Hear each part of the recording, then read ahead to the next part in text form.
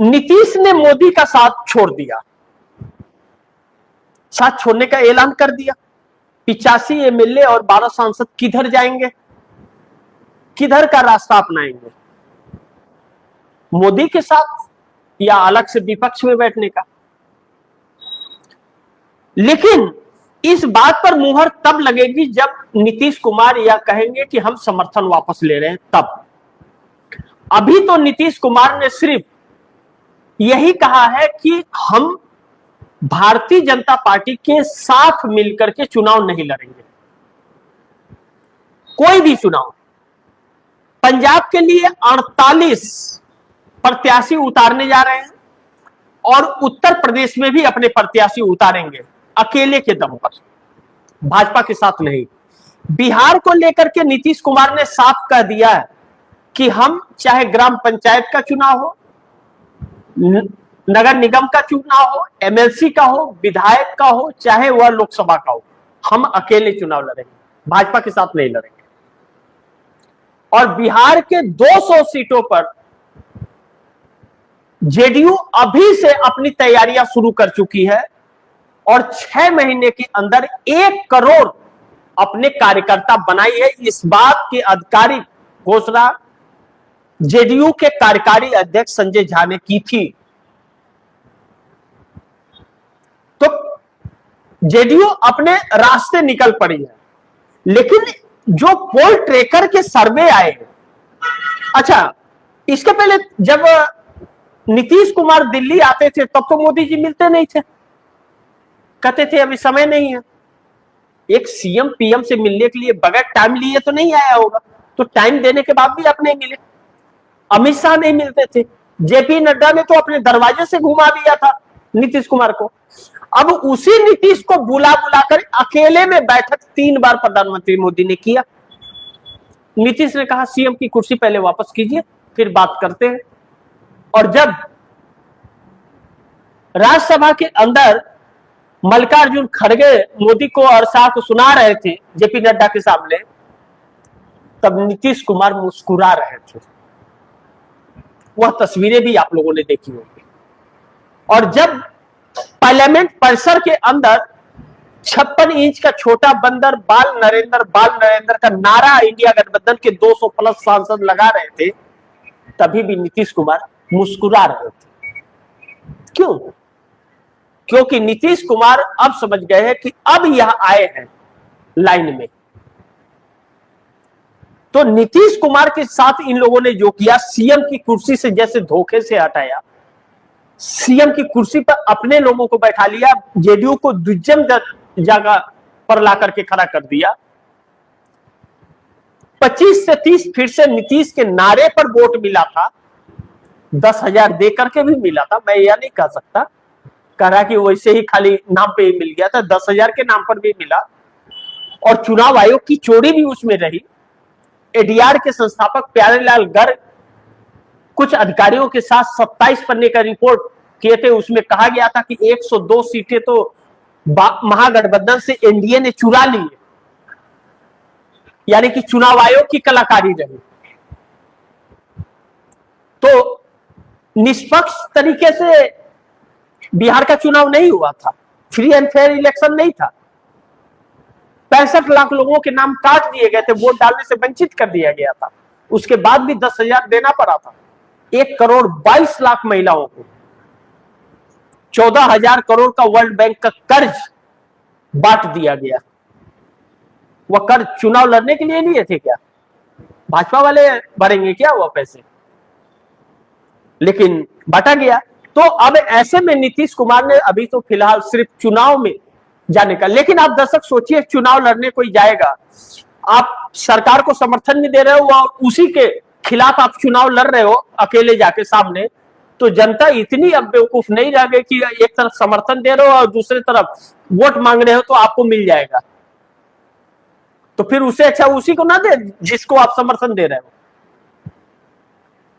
तो जनता इस चीज को समझ गई है, ये चीज चलने वाली नहीं है और इसे नीतीश भी समझ रहे हैं कि यह अब नहीं चलेगा। ऐसे में साथ छोड़ देंगे तो चलेगा और नहीं छोड़े तो फिर जेडीयू खत्म, जेडीयू टूट बिखर जाएगी।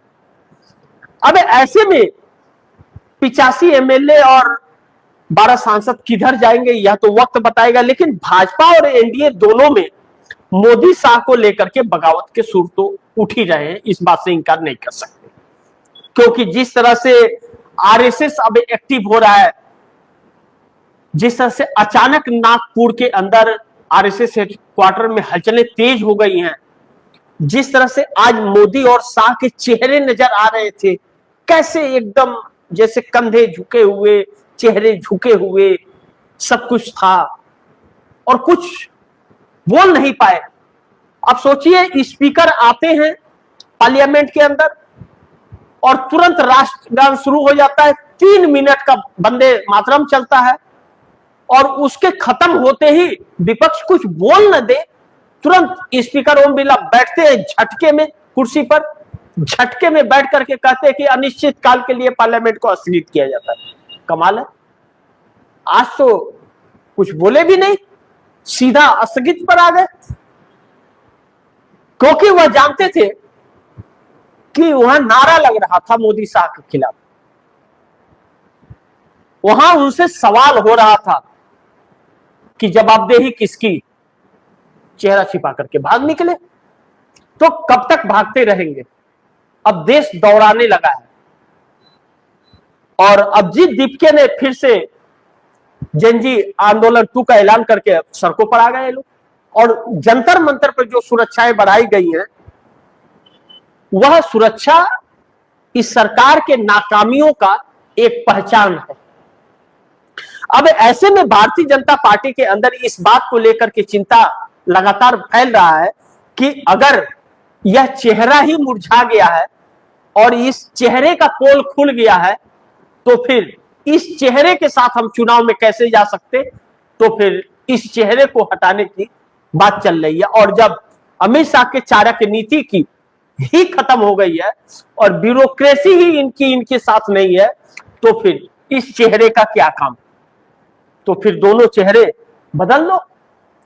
और आरएसएस भी गर्म लोहा देख करके हथौड़ा बजाने की तैयारी में है कि इन्हें हटा दो, नहीं तो जिस तरह से इन लोगों ने आरएसएस पर कब्जा कर लिया, पूरी पार्टी पर कब्जा कर ली, अब आगे बात आरएसएस पर आ रही है। अब आरएसएस के लिए चुनौती राहुल गांधी बनते जा रहे हैं। जब आरएसएस के लिए बन रहे हैं तो आरएसएस पता नहीं मोदी जैसे कितने नेताओं को दांव पर लगा देगा। मोदी जैसे बहुत नेता आरएसएस के पास हैं संगठन के अंदर। मोदी को लाया था आरएसएस कि सब कुछ चलेगा, लेकिन मोदी ने गति बड़ी तेज कर दी।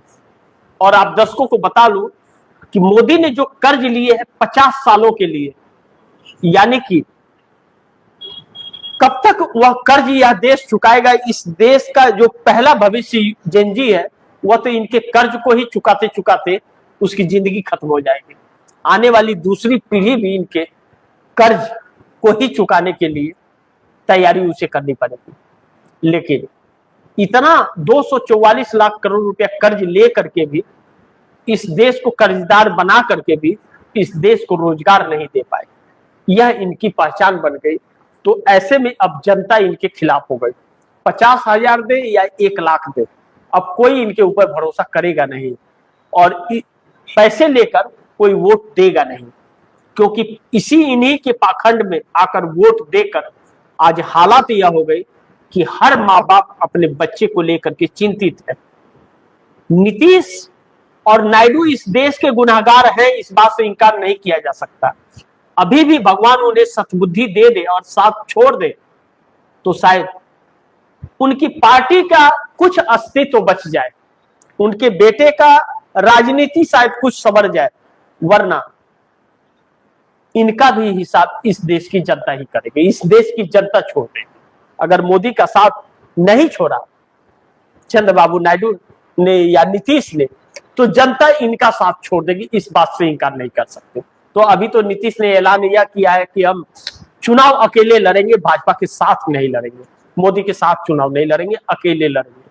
आगे क्या क्या अकेले करते हैं यह देखना भी बड़ी महत्वपूर्ण होगा। ऐसे में आप दर्शकों की क्या राय है, क्या सुझाव है, कमेंट बॉक्स में जरूर दीजिएगा। इस खबर को ज्यादा से ज्यादा शेयर कीजिए, अपने दोस्तों को भी कहीं आगे शेयर करें।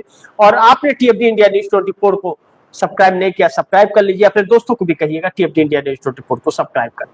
मिलते हैं अगली खबर के साथ, तब तक के लिए नमस्कार।